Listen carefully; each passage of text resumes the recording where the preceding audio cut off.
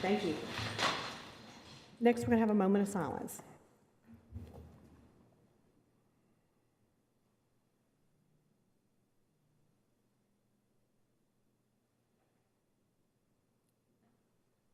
Okay, thank you so much.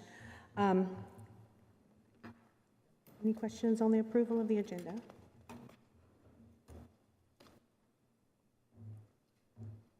Any questions on the consent agenda? Only thing I would call to everyone's attention is you will see a large number of school funds junior pro basketball. So we, in partnership with our Rutherford County Rec Department, the County Rec Director actually works at Eagleville. And so for many, many years, that has been for ease of bookkeeping procedures where we have operated the junior pro program out of. So every official, every person that goes through runs through Eagleville's books for simplicity purposes, even though that's a county rec program. So that's why you see all the pages and pages and pages of school funds for junior pro basketball.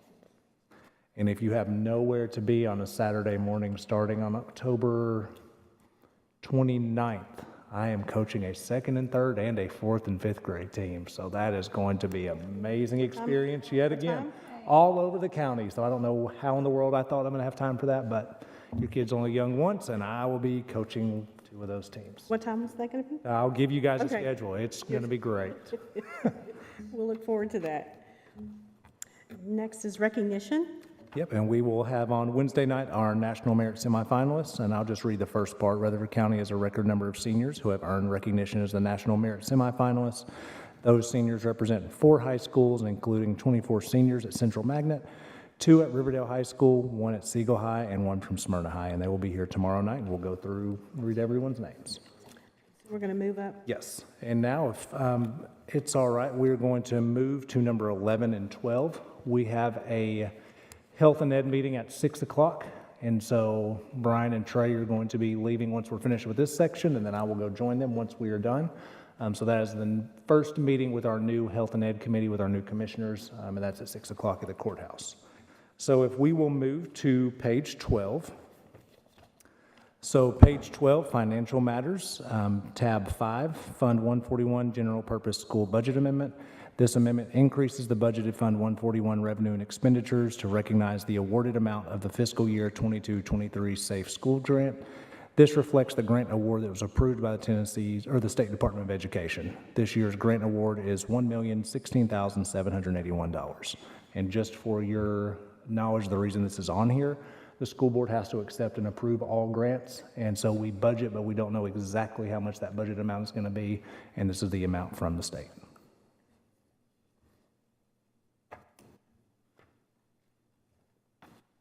Any questions? Go to number 2. All right, and also one thing I forgot to mention on number 1, that is part of the base for TISA next year, and so this will be the last time that you see the Safe Schools Grant.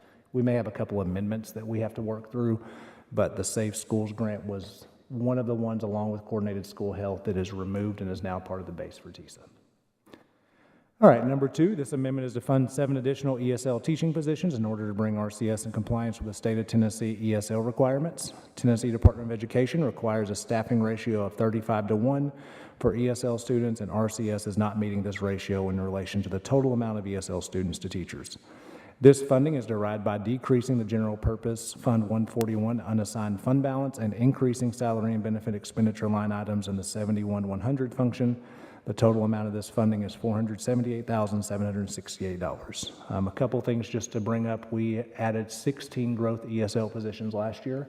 This is an additional 7 ESL positions that, as of right now, and I'll have that official number for you tomorrow of where we think these positions will go. It is somewhat of a moving target, but we know we're out of compliance by 7. We are required each year as one of our compliance to check. It's a checkbox that we are in compliance with the staffing ratios, and that's not something we're comfortable doing when we are not in compliance with the staffing ratio. And so this, although it comes out of unassigned fund balance right now, because we have grown so much, this will be recouped once we get BEP growth funds with those additional students. Yeah. So that is the other portion. If I'm being realistic, finding 7 ESL teachers is not going to happen. Yeah. It is. Yeah, we aren't fully staffed in ESL right now. What hurts us, and this is something we're looking at with our ESL coordinator and with Dr. Chastain, is we are looking at ways to add ESL endorsements. So Metro Nashville has a lot of their teachers, they are looking for dual certification. So if you have an English degree and certification, you need to have an English as a second language certification. There are programs that we can offer through our own county to be able to get people endorsed. Is that something that we could add to our hard-to-fill positions? It's already there. It's already there, okay. Already there. Is it a $4,000 or $5,000 bonus? Do you remember? $4,000 for $4,000, ESL. Okay, number 3. Blackman Elementary hard to staff signing bonus. So this proposed hiring incentive will match the signing bonus stipulations already in place for the 22-23 school year. Incentives earned with this initiative will be in addition to any other staffing incentives already approved. This would be our 4th school, I believe. Is that correct? So we have Laverne Middle School, Laverne High, and Roy Waldron, and this would be Blackman Elementary. We continue to have some staffing issues there. They continue to grow as well. And when we are talking with teachers and they go to those locations and then they see like an entire 5th grade class, for example, is in portables, the entire 5th grade class, all 100 and so many students. Teachers this day and age can choose where they want to go work, and they would much rather choose to go to a classroom, even in our city school system, instead of working in a portable. So we tried to avoid this, but after 9 weeks in and we realized we're still not getting teachers, our best point of this is to try to get teachers who are moving in. So what is the incentive? Oh, sorry. Or is it 4,000? That's 4. Yeah, 4,000, sorry. So it's a $4,000 sign-on bonus? Yep. Oh, okay. And it will also go to any teacher that is currently there right now to Gotcha. work on retention. That's how we have worded the other ones as well, to try to keep them there. Yep. Oh, good.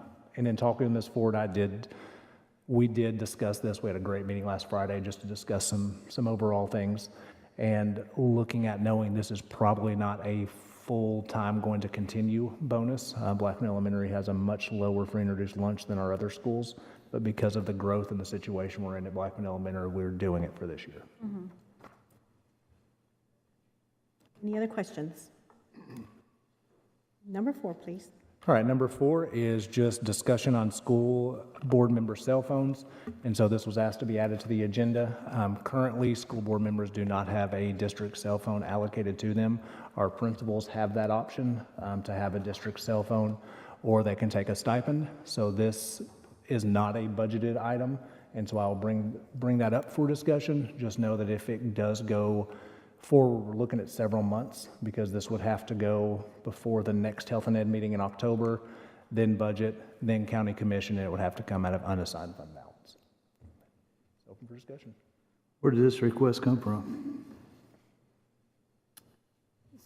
So initially, Mr. Coy, you were in a part of that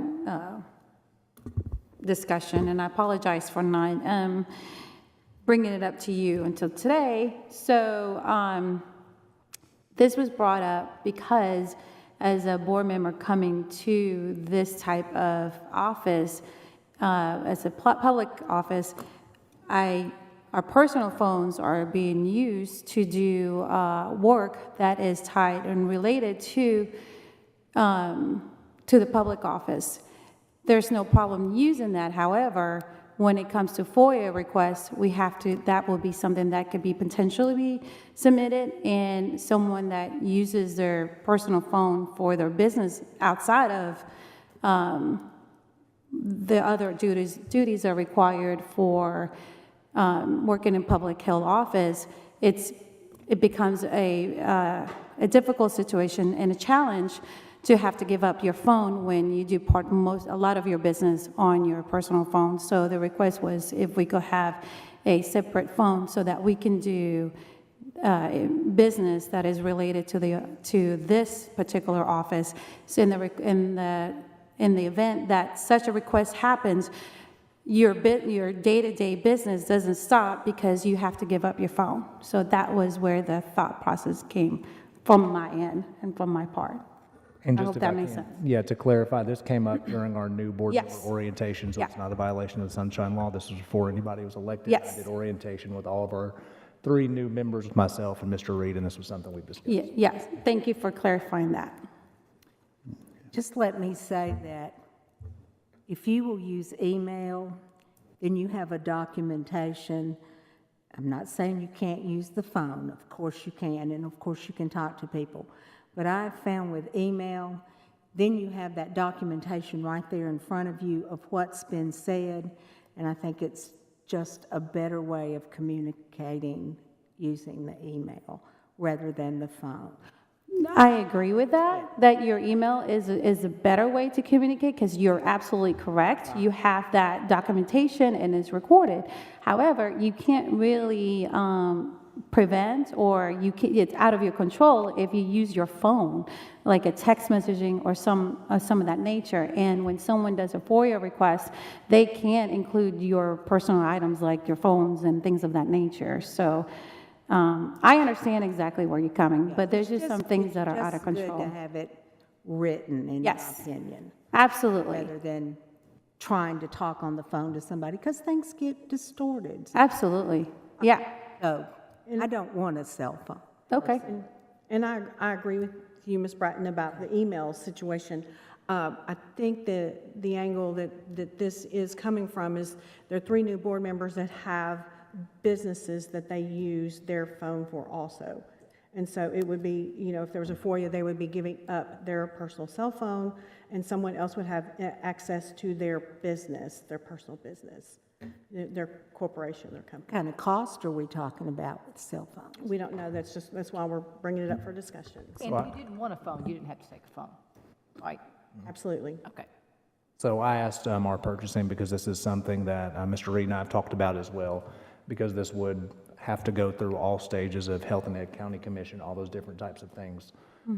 Really, the county commission is not charged with line-by-line veto of a budget, but this would be an amendment. And so this very well could be something that if they didn't want to approve, we couldn't put in place till our next budget cycle went through. Looking at cost, we're under state contract, so I don't know the exact number with the Apple 14 coming out now. So I know that the last phones were $500 to $600 if we were using an Apple 11 or 12 or iPhone 11 or 12, and then it's $50 per person for the per month. And also, I want to clarify, I also didn't know we were going to get personal computers at the time, so we were not sure what we were getting. So this was also, this conversation about this person, the extra phone was before we were told, we were surprised with the news, which I am happy to take the computer, by the way, that we were getting a computer. So that was also, I was not aware of that. So I just want to also clarify that as well. Ms. Rosales, you need to thank somebody in this room, I don't know whom.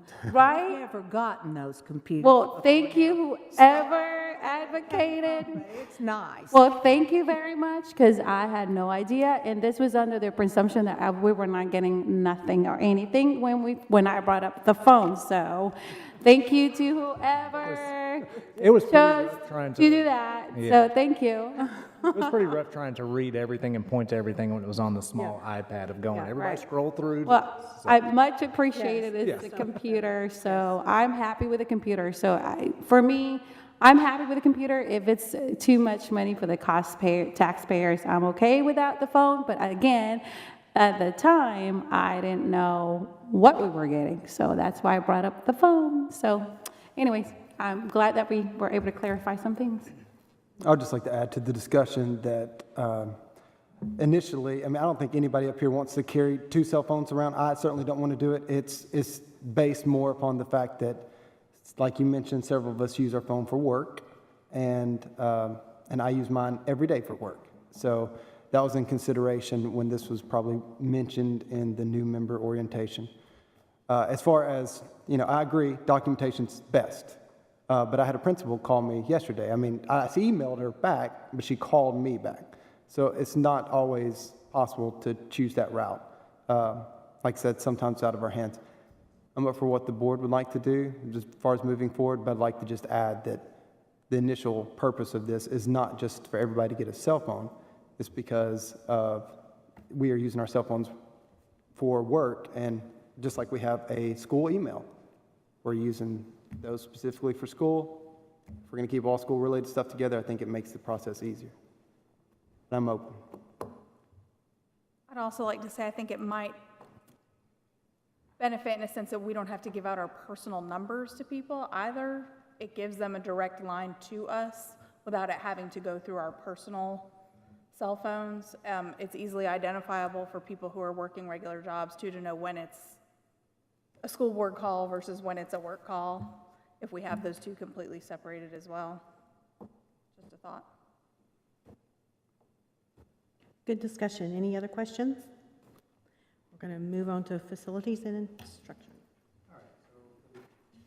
Facilities and construction, so Laverne Lake Playground request, tab 6. Principal Paige Johnson is requesting to utilize a $10,000 grant from the Richard Siegel Foundation to install a 45-foot by 50-foot asphalt area for basketball, improve the playground equipment for special education, and add additional soccer goals. Engineering has reviewed the request and approves. Any questions or comments? Next item. All right, central magnet replacement sign request. Principal John Ash is requesting to replace the monument sign in front of central magnet. This sign will contract with Tennessee Sign Company for $30,373.29. Allie Cassidy Masonry will donate all masonry materials. Engineering and Construction has reviewed this request and approves. This project is at no cost to the board. This project will have to be approved and permit issued by the city of Murfreesboro. The engineering department will assist in this process. Any comments or questions? Okay, next item. And the next one, I'm not sure necessarily has to go before the board for approval, but since it does involve a donation from a group that is offering to the school, I think it's good for them to get that recognition. So Buchanan Elementary request, Principal Ashley Witch requesting to allow the Girl Scout troop to plant grass seed in the back playground area, add picnic tables and benches, pressure wash an existing concrete pad, touch up paint on an existing mural of the USA on the concrete, and add a 4-square play area on the concrete. They would like to plant trees for shade. The project will be at no cost to the school board or the school. The projected cost will be paid for by private individuals, Girl Scout Troop 1742, or the Buchanan PTO. There is not currently an accurate cost of the project because we plan to select businesses to get donations of materials or get materials for a reduced cost once they find out if our plan is approved by the board. If the project will be paid at full price with no donations, it will cost around $800. Engineering and Construction has reviewed the request and approves. Great. This is awesome. Glad they're participating. Private partnerships are great and instrumental, yes. All right, so next we have financial reports, and so I've got a couple things to go over real quick with you. And so I highlighted these for you so they're easier to read. So this is what we'll do once a month. So if you'll look at the one that is stapled first, and it has 141 at the top, which is our general purpose school fund, and you'll see revenues. So just to kind of go over those columns again so that you have all of your description where we get our revenues, what we were estimating budget-wise for the entire year, how much we have accrued so far in that line, and the percentage. And then on the next one, you'll see month to date, what have we actually accrued. What is good that I like to look at is I just like to flip over to the next page and see where our expenditures are. So it kind of carries over. So our revenue was, we are estimating we're bringing in $463,355,000. So that's what we're estimated in revenue. If you look all the way down, our total expenditures, though, is $491 million. We knew that going into this year, so the budget was approved moving some of the money and cents off the property tax to address our deferred maintenance capital projects 177 that we'll get to next. But that's where you see that $28 million deficit there. A couple things I wanted to point out. I really like this because it just gives us an idea of where we are financially. The expenditures, you'll again see what is budgeted. Each one of those different accounts has their expenditure line, what we've expended so far, what is that percent of that budgeted account, and then by month, where are we? And that by month helps me get an idea of, are there any lines that we really have to look at to see that we're worried about? And I highlighted a couple for you just to bring up. Attendance, so 72,110. You'll see we've already used about 38% of that budget. That is very much because we purchase all of our material in the beginning of the school year. We purchase Skyward, multiple things we're purchasing, so that is in line with where we would expect. Yes. Technology is the same way, 72,250. So you'll see that we have 5.3 million. We've already spent 1.7. that would involve laptops for the most part that we've already purchased so that we'd have those for the school year. You see human resources and personnel, 1.2 million, and we're at 34% of that budget. That largely deals with all the new hires, the fingerprinting, the background checks that cost us money at the very beginning, and then maintenance of the plant. So 10 million is budgeted, and then we have 3 million roughly we've expended for about 28%, and that is because we do so much maintenance during the summer. And so I just feel like it's good for you to see why we have some that are a little bit out of line. So that is our overall 141. Any questions or things that anybody wants to talk about before I move to the next? Yeah, so I do have a question. So is this normal to see the budget this way for those 4 areas that you highlighted? Yes. Okay. Yes. Yeah. All right, the next one, let's go to 177, Education Capital Projects. So it's just a 1-page. And this is the one why we are in such a deficit this year, because we, the last couple of years, had really done a nice job of making sure we increased our fund balance. And so we were able to go a little bit further into our fund balance this year to address some of those deferred maintenance items. You'll see that we have budgeted 18.4 million. So far, we've expended 5.6 million. And so we'll continue to update those as the year goes on for our different expenditures. And then the last one to look at is the general cafeteria. And this is one I just wanted to bring to your attention. We've talked a little bit about it. So this is our 143. I've highlighted, so our overall revenue, we're estimating we'll bring in 24.7 million. And then if you look our US, so if you look at 47,111, it's the USDA school lunch program. Our budget estimate is $12 million. But in our first month of the year, we actually only brought in 974,000 when we were expecting $1 million. And so where does that connect to? Is that connects to the page you have that has all the schools listed on it. And this is just for information, is this has every school. It has their total meal debt, which isn't necessarily included in this, but it has their free and reduced lunch percentage. It is very typical at this time of the school year for our free and reduced lunch percentage to be down because we don't have all the students have turned their forms in yet. We have 12 Title I schools. Your second Title I, or second school on the list, Smyrna Primary, is at 56% free and reduced lunch. That is low for them because to be Title I, they have to be over 60, and they usually are 65 to 70. And so that USDA number is down from what we expect, but we expect it to recover as we continue to get more and more free and reduced lunch forms. And then you can just see our total meal debt. I think that was just eye-opening for you to be able to see where we are. We've had some conversations with Mr. Runny and I, and we'll have them with Eric Smith as well. We did a Sunday message about it and looking at different organizations and communities that can help and just continually notifying our parents of where this is and where we are with funding. So be happy to talk. And Brian, anything you want to add to all that?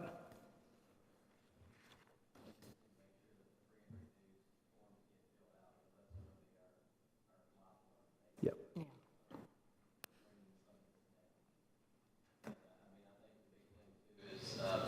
We can possibly, like you said, work with organizations in order to be able to, if we get those free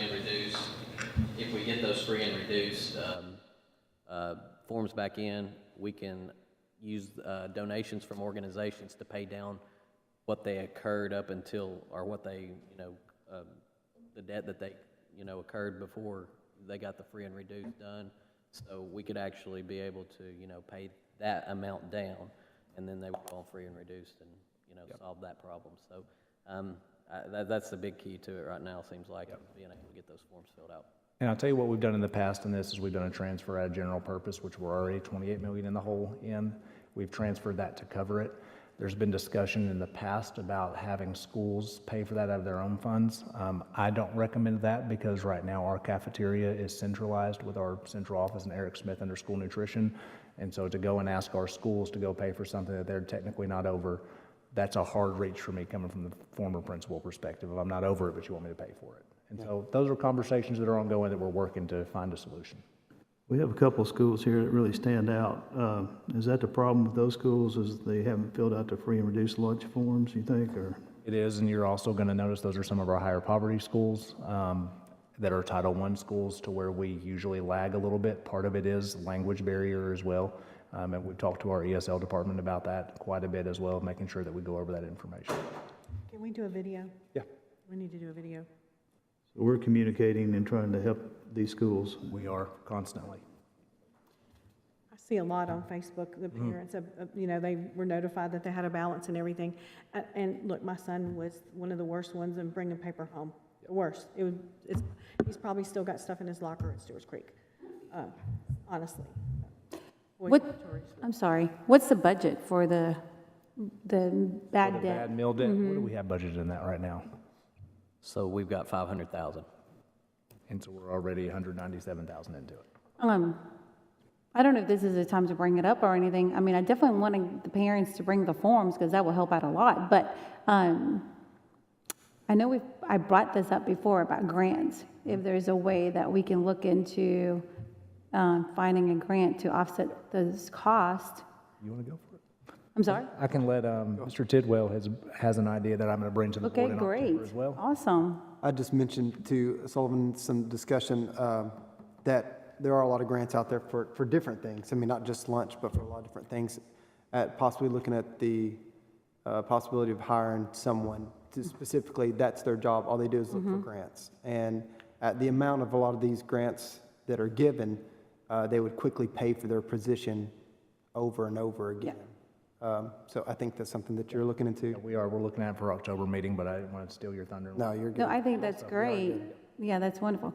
And then in regards to the ESL, with the communication, how we try, I know you say the schools are trying to get this form, but what exactly are they doing to try to get the So form? when we have enrollment, so when students enroll, we go ahead at our ESL center, we go ahead and give those forms as well. They can do that online, and then each one of our schools has at least one, not each one of our schools, the large majority of our schools have at least one ESL assistant as well that helps with this.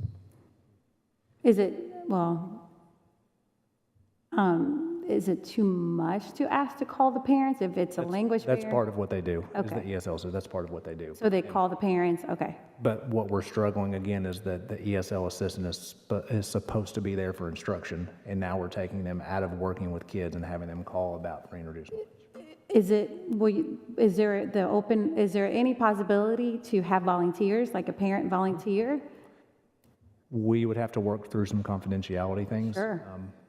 I worry about having access, but I definitely think we would need volunteers to do that type of. Yeah, because if it's a language barrier, I know of, like, for example, my mother, she's retired, and she's a pastor, and she speaks Spanish, and she works with this, we all work in this, my family works in this community, and it can come as a volunteer basis to help the parents and communicate with that. And I'm sure if someone like her is able to help, I'm sure there's others that can be willing to help as well. So my only concern with it, there's a chart by the USDA that says who can have access to that and not, and so I'll work with legal and see how we can get it. Okay, That's great. a great idea. Okay.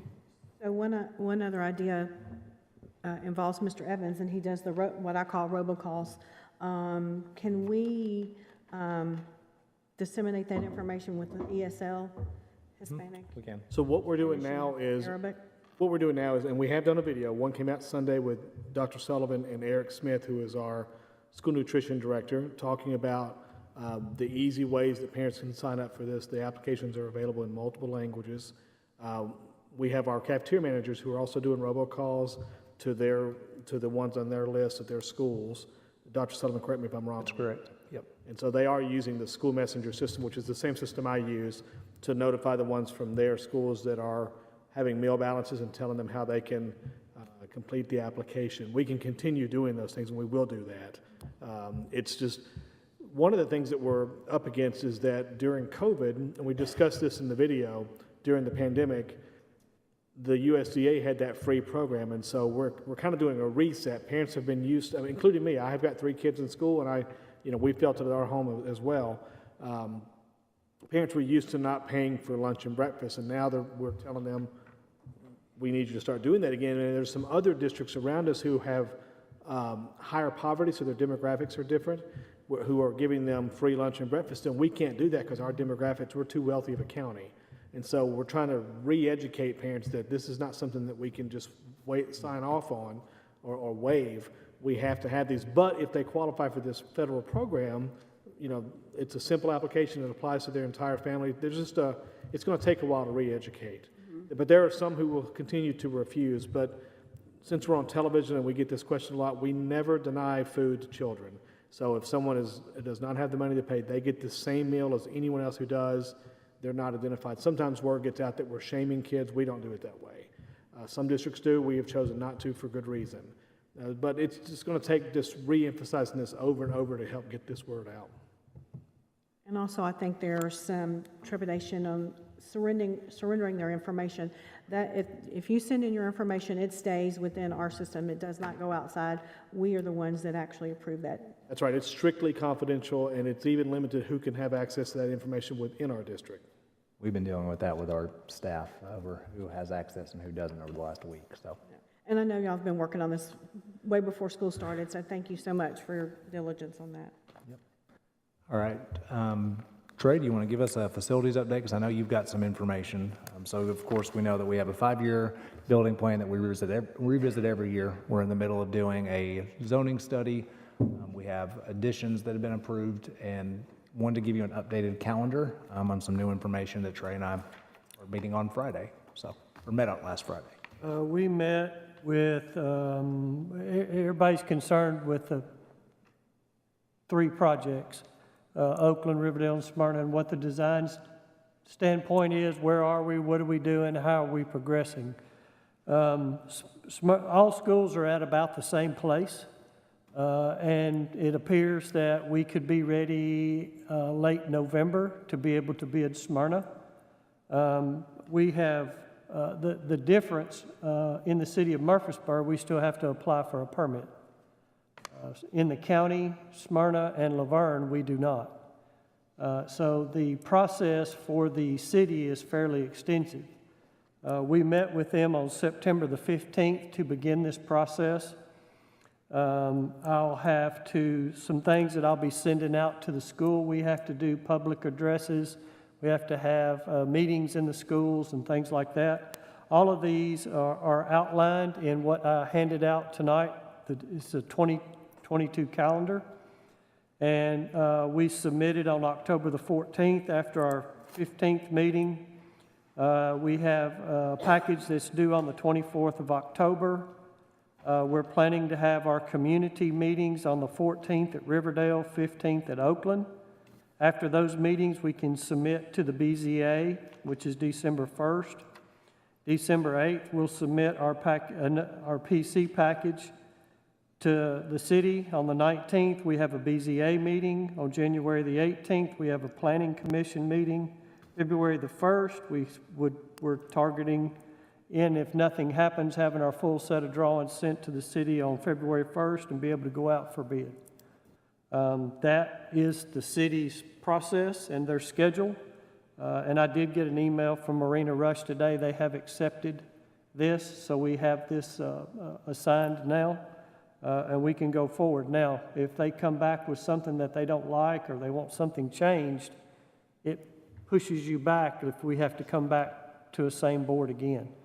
They have also asked in our preliminary meeting, one of the things that they asked for is an additional access point at at Oakland and at Riverdale. Riverdale is very difficult. We think believe I've stumbled on a solution for it. Oakland is a little less problematic, so that'll another little wrinkle in the cog, but we'll be able to address it. But anyway, I wanted to give you that schedule. It's just now been approved, and so it looks like April for Oakland and Riverdale, and December for Smyrna. I did talk to the designers. There's been a lot of conversation about, can we get a rendering? What does it look like? What potentially could it look like, or an elevation? They're telling me they can have us something by the end of October. That's November 22. November 22 for Smyrna? Yes, it'd be December we'd be ready for bid. Late November, 1st of December. How is construction? Is it still lagging, or is it picking up and it's getting a little bit better? Construction meaning Or as supply chain, that getting terrible. it's worse. But, you know, by April, it may be better. And so Being that's, positive. that's something we're gonna have to look at funding-wise as well, because we technically don't have the funding That approved is for any correct. of them. And so if Smyrna is going further, quicker, that's probably something we're gonna have to look at And we may sooner have rather to than just later. sit on Smyrna till Oakland bids. Till Riverdale bids. And then we could put them out at the same time. Would we have to sit on that? Well, I'm just saying, based on priorities, I can go ahead and bid it, but if y'all were willing to go ahead and move forward with Smyrna, and we carried it to the county separately, and they would fund it without the other two, then yes, we could go ahead. That is an option, go ahead and bid it and carry it singular instead of carrying all three at the same time. And I can mention that to Health and Ed when I go over there. I mean, they're gonna have to approve each one anyway separately, so, the sooner the better. Okay, we can do it. And we can't go to the bond market until November anyway. What's the second time of year that we? April. April, okay. Okay, so then we're gonna be right on time. But we can bid them all out in December? Just Smyrna. Oakland and Riverdale can't bid till April.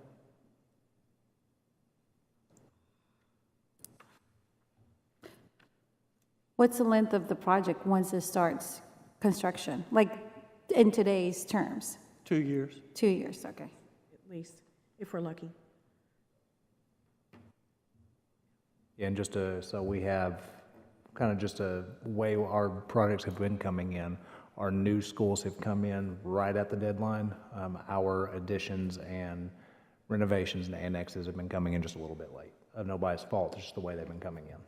Laverne Lake was, Instead of October, it was November. December. yeah, I remember it being late. And that's the way Rockvale Middle, we're fortunate, we will have it fall break. So it's coming in good. Smyrna Middle, we got the final on it this week. And Rockvale Elementary will be December, be Christmas break. And I have a question, because I'm new to this process, so, and before the works begins on this, I would think you would sit down with the principal and everyone involved and kind of give them the lay of the land of how things are going to be structured and how things are going to go and design, like, because you're going to be constructing and there's going to be an area of access that the kids will not be able to go. So I'm sure you've communicated how to, like, the fruit basket upside down, like how everything's going to go. Thus far, our process, we've already gone through design. We've met with each principal at least 3 times. They've signed off on the design. Well, right, that's the design for the actual build, but in the interim, like, When we get ready to start construction, then we will have a meeting with the contractor and the school, and we will sit down and go over the parameters for construction, because it's going to have to be phased at Oakland and Riverdale especially, because the sewer line runs right down the middle, and we're going to have to relocate utilities. Okay. So there'll be a period of time that we will be doing things like that won't really affect the way they operate now. And then once that's completed and we start the other construction, yes, we will have numerous meetings, and then we will have weekly meetings with them as we go through the process. okay, so there's a phase of how things are Yes, being, okay, all right, thank you. And it does, oh, sorry, go ahead. That's okay. Mr. Lee, are we going back out to Smyrna? I thought there was one more visit to Smyrna, or we finalized that? I did. Okay. I met with Dr. Sutherland, and everything is like she wants it. Okay, I was going to ask you, because I wasn't aware that you had that, to ask Ms. Rosales to join you instead of... Okay, no, we'll have other meetings going forward. Yeah, if you'll just let us know, Yes, ma'am. who can go, we'll go. Thank you. Okay, There are going to be lots of meetings, so I got to open a building with Trey in Rocky Fork, and so we had progress meetings, we had meetings all the time, and a perfect example, I was at Rockville Elementary last Thursday, and so their addition that they're working on, that extra wing, is closed off right now. They can't get through to the addition, but they are very soon hoping that they can remove that wall and then they would have access to, even though it's not finished, at least it wouldn't be boarded up and blocked off. And so Dana Nichols, the principals there, talked about how, they have constant communication. Well, again, I'm new to this process. I just don't know all of these details, so I was just curious to know if those things were worked out and stuff. So thank you. Be glad to talk anytime. Are we finished? I think we were good with those things. So now we can go back to the beginning. Let's see.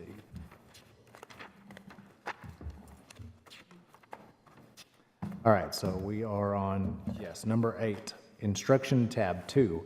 And so we have a current vendor for this, but just to kind of give you an idea of what we're looking at adding more transparency to our entire school choice options, including all of our high schools, magnet schools, so that we have access to be able to look at all that information at one time. So Curriculum Instruction Department would like to purchase a 1-year subscription to, I keep calling it Scribbles, is how I keep saying it, but it's really Scribbles. I keep connecting with Scripps, like the Scripps spelling bee. I don't know why I go there, but I go there and I can't stop. But this is Scribbles, not connected to the National Spelling Bee. Online school choice application and enrollment lottery management software at a cost of $28,080. This would move the largest majority of all of our zoning school choice over to Dr. Bullard, who is our school choice coordinator, and then that would take it away from Mr. Evans, and Mr. Evans, I think, is glad to be able to remove some of those things. He will still handle anybody that is building a house under contract, emergency type things where they want an administrative placement, and there's a third one. What's the third? Employees. Employees, yeah. So they're taking about half of them, and I'll keep the other half. Dr. Chastain, anything you want to add to this? The only thing I would add is that this is the most cost-effective option that allows really open communication with our principals. It allows parents to choose options. It allows multiple languages. It pushes out, text to parents and families. So it's kind of all in one place. The closest competitor was over $150,000. So I think anytime we can automate something, it's good for our bottom line. Any questions?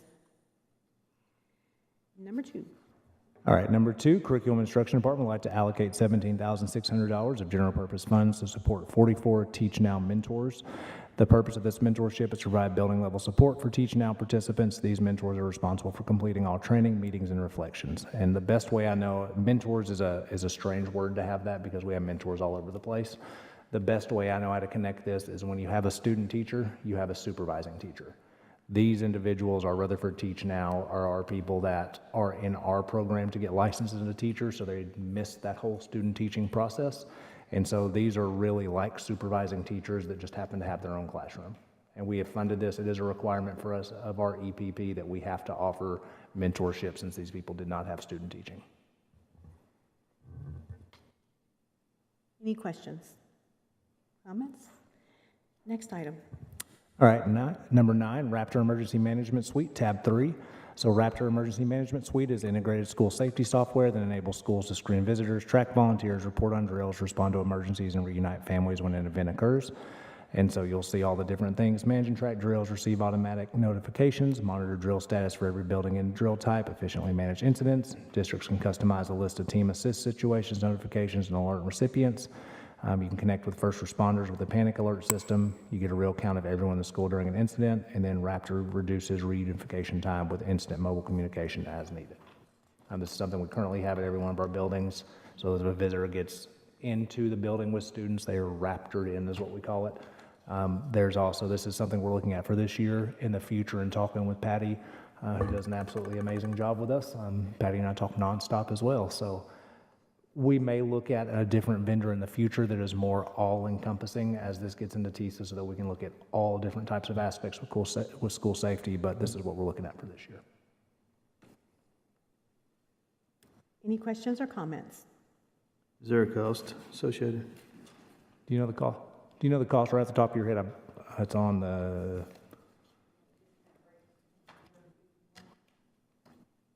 Is it on that little Raptor sheet by chance? You go to tab 3 and see if it's on tab 3. That was my fault. I should have put that in the motion. I don't know if that was on there or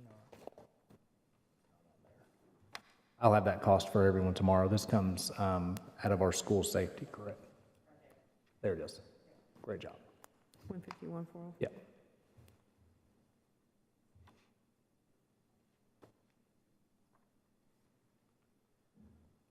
One thing I did want to bring up, and I forgot to mention this earlier because it mentioned the 49 campuses, even though we have 50 schools, the John Coleman Annex count as John Coleman. And if you look on our, Ms. Maxwell brought it up, so if you look at our school lunch debt, the virtual school has a charge.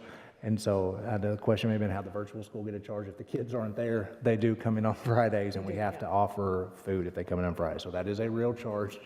The student in the cloud did actually come to school that day and eat lunch. So They're actually required to come in once a week. yes. Any more questions? Next item. All right, next, legal tab 4. So you have 4 out-of-county transfer students, and I know Ms. Ridley sent you that confidential information yesterday as well. So when you go through and look at those, I ask that we take those either as a one-by-one basis or a motion to approve all or a motion to deny all. And you have all the information there that we have requested. And again, the board's stance is anytime that someone is coming out of county and has moved into Rutherford County, the board has that option to either approve them entry into one of our alternative schools or to deny them altogether.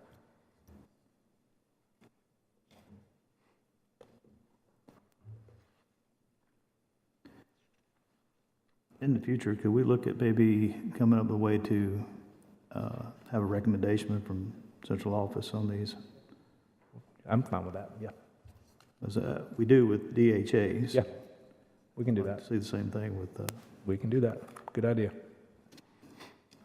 I'm just glad we have these out in the open because this used to be just part of the consent agenda and everybody came through, so I'm glad that we're doing this different. As full as we are, we need to be Yes. selective about.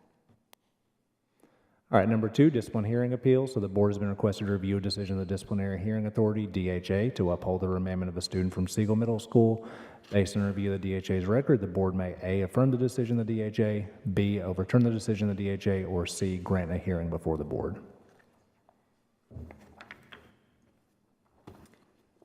Any questions? Next item. Is there only one disciplinary? Because Now, I'll go to the next one. So this one's Siegel Middle. Each one's their own number. So 4 different ones. okay, So we just looked at number 2, the disciplinary hearing appeal first. That's the Siegel Middle School as student. a sig. Oh, okay, and then the other ones. Okay, got it. Yep.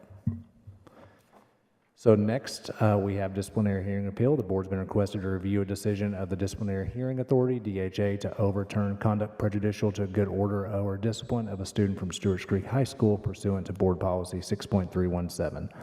Based on a review of the DHA's record, the board may A, affirm the decision of the DHA, B, overturn the decision of the DHA, or C, grant a hearing before the board. And that's Stewart's Creek High School. Any questions? And I'm sure Ms. Ridley would receive your phone call if anybody wants to have some questions that they don't want to ask online. I'm sorry? I'm sure Ms. Ridley would take a phone call if you had any Yep. questions. If you have any questions of those, Mr. Reeler or myself, either one.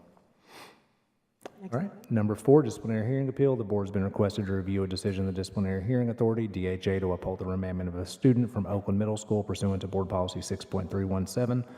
Based on a review of the DHA's record, the board may A, affirm the decision of the DHA, B, overturn the decision of the DHA, or C, grant a hearing before the board.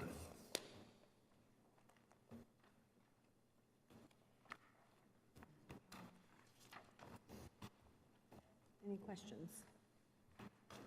Okay, and just so everyone knows how those DHA processes work, since we have people that are new, if a student is remanded or has, principals have discretion as long as it's falling within our code of conduct. Discipline under 10 days falls to the building level, but over 10 days or for remandment, expulsion, any of those different types of things, there's an appeal process. So the first thing is that the parent or guardian appeals to a discipline hearing authority. That changes. Our attendance department usually runs those, and then we alternate between different administrators who run as a de facto member of that decision. Their looking was due process followed and was the legalities of where the kid fell within the code of conduct. From there, they issue a decision either overturning it or affirming the decision of the school, and that's where it gets to you. So that's kind of how the step process works. And it's good conversation around the same people serve on the DHA every time. No, it is usually one person from central office and then 2 building level assistant principals or principals at that same secondary level.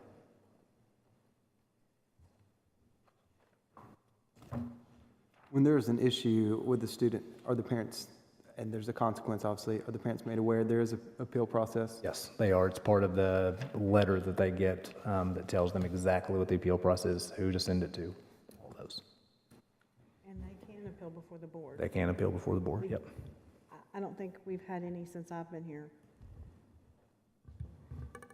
Mr. Young may remember parents appealing before the board, but I don't think I've had any. Well, I mean, we have a lot of appeals from parents. I don't know that we've have overturned it and allow, what's that third option? Yeah, because technically all these are appeals to the board. We don't know that we've ever had one, at least that I'm aware of, to where the board's issued a hearing. Right. Good point. We're going to go to insurance update? I think so. So number 14, insurance update, Dr. Anthony? Yes, sir. Enrollment ends on November the 4th, so we're working with Mr. Evans on some additional communication to send out right before fall break. The ladies will be here during fall break for anyone who wants to come up to the central office to meet. Also, before November 4th, our employees will either have to accept coverage or deny coverage, so everyone will have to choose one of those 2 items. So we'll have additional updates, plus we have our county general meeting at the courthouse at 1 on Thursday. Dr. Anthony, when are they going to talk to the 477? We haven't heard anything. Are you talking about the one that's still with the county general? Yes, the Medicare Advantage program. I believe that's what they're going to talk about on Thursday, so we should have new information. Jennifer's group. Okay. Yes. So it should be soon. I'm starting to get emails. And I just keep going, it should be soon. Okay. Her last name is now Schmidt instead of Bennett, so she's going by that email. And so Jennifer will be giving us additional communication because we'll be with the county general for that portion. Thank you. Okay. Director's update, so board meeting update. We have a board meeting tomorrow, which is traditionally on Thursday, but we have it tomorrow. We have a district board or district meeting with TSBA on Thursday at Centennial High School, so that is something that all Mid-Cumberland districts go to. That's at Centennial High School, and that's part of our Board of Distinction. They have a fall and a spring meeting. A couple other things I wanted to hit on real quick. So one, we had a great meeting last week with our state delegation from the General Assembly. The state yesterday released a new frequently asked questions document that wasn't mentioned last Thursday, and it had one that I think our school board and parents just need to be aware of. So every year we get a question around, I'm opting my child out of testing. Tennessee state law does not allow you to opt your child out of state testing. That's not an option. You can have your kid not come to school, and that by default is you opting out. However, in the frequently asked questions, and I'll send this to the board tonight, there's a number 6 that says, how does a school district make a promotion decision for a 3rd grader who does not have a score on the English language arts portion of Tcap? Based on the language of Tennessee Code Annotated 49.6.31.15, if a 3rd grade student does not take Tcap or generate a score, the student should be treated as if the student is not proficient in ELA. And so if the student doesn't test, then unless they meet one of the other options that she talked about in our meeting, to whether special education, retesting, summer school tutoring, they would have to do one of those other things to be promoted. So that was not mentioned the other day, and that was the first that I'd heard about. So I got a lot of superintendents talking over the last 24 hours. So that brings up a good question. So what if a kid on test day gets sick, like severely ill, and it's not that they're just missing out on purpose? They actually have a valid excuse. It could be in the hospital. God forbid something happened the night before and they were rushed to the hospital or something of that nature. Yeah. Is there any? So we give English language arts first. So that is the one the state tells you have to give within the first 5 days. And then you have the rest of the window to be able to give a makeup. But I would give it during the 2020 school year, for example. Declan would have been in the hospital during that time, and he wouldn't have been there. And so he would not have been eligible for passing at that point. He would have to go to summer school or take the retake. And so that was surprising to see. I think they're just following up on what exactly the law says, but surprised that wasn't mentioned by anybody as a conversation, because Sure. that would have been a good opportunity to Absolutely, discussion. but that's something to bring up It is, yeah. and follow up with. Yeah, because those two laws don't, the third grade retention and not opting out of Tcap don't go together, but on the frequently asked questions, the State Department put it together. So that was just interesting. Yeah, so. Trying to get ahead of the curve. They were. Last thing, I just wanted to, two quick things. Of course, we have a charter school appeal by the Tennessee Public Charter School that we mentioned. I think that decision is next Wednesday. So News Channel 5 and Chalkbeat ran an article today about that, and that'll be in your board meeting updates. I appreciate our community, regardless of what side that you happen to be on. I just appreciate the input that our community members have had. So Chalkbeat Rutherford County had the largest number of people. They compared Rutherford, Jackson, Madison, and Clarksville, Montgomery. And so I then went through and looked at just to see where you can look at all these comments yourself. So if you go to the Tennessee Public Charter School Commission and you can look on New Start Appeals, you can click on Rutherford County and it has every public comment that was submitted in writing. Some put that they were in favor of RCS when really, because you had to choose a side, when they were supporting ACR and vice versa. Oops, sorry. So these numbers aren't exact because you were truly having to read each one of those. And you can see I literally was just going through and tallying them. I was reading them today. So for RCS and support was 223, and then ACR was 59. And so that matches close to what Chalkbeat has, Rutherford County, parents, educators, concerned citizens, and you have that. And again, we're not going to get into the debate around that. Those are just what the community put out there. I feel like as a school district, and ending on what I'm hoping that our school board can get back to is focusing on our students and talking about our students. And so I wanted to end on some good news about our students. I met with Colonel Rector with Junior ROTC today. And so he gave me the updated last year's numbers about JROTC. And this is something for us to all be proud of. And so in looking at our high school students, we had 17,306 high school students last year. We had 1,315 of those that were enrolled in JROTC. So 7.6% of our high school students are enrolled in JROTC, which was huge. But what continued to move a little bit further is that in looking at community service, so last year our ROTC programs donated 23,945 hours and 20 minutes of community service. And so huge asset to our community. And then the total number of students who received the President's Student Service Award, which is 100 hours, we had 124 of that 1,300 that did 100 hours themselves. Lastly, in talking about some amazing things, so the way ROTC is funded, it's a share between Rutherford County shares 50% and then the Army shares 50%. And so our portion of that was $724,847, which is how much we pay for salary. But for scholarships, we had 12 military scholarships of $1.192 million and 144 non-military at $2.655 million. And so that is just the military aid. So if you talk about return on investment, of course, community aspect, but from a financial standpoint, you're over $3.5 million for an investment of $724,000.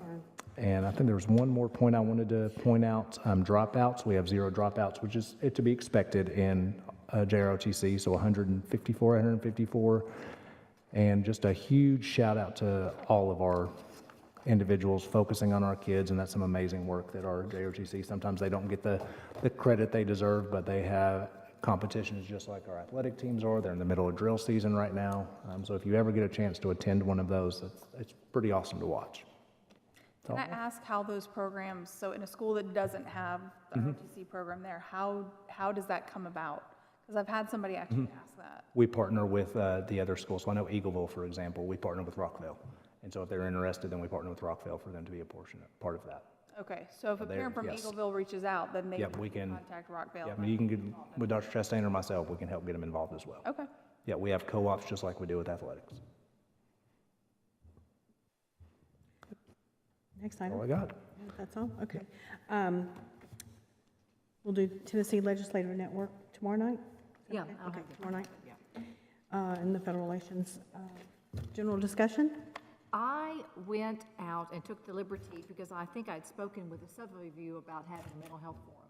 So I reached out to the Jason Foundation this morning, and Corey Watkins, who helped me the last time, I think it was about 2 years ago, he is going to call me back tomorrow, and he's going to give me some dates. And because I told him I'd like to do two. I'd like to do one before Thanksgiving, and then for those parents that couldn't be there, have one in January or February. So I hope to have 2 dates for you guys that works. And we're probably looking at doing like a Monday or a Wednesday, because I told them Tuesdays and Thursdays are out. So. And those are going to be hosted here? Yeah, hosted here, yes. And last time we had 80 families here. You couldn't stir them with a stick. It was that very well received.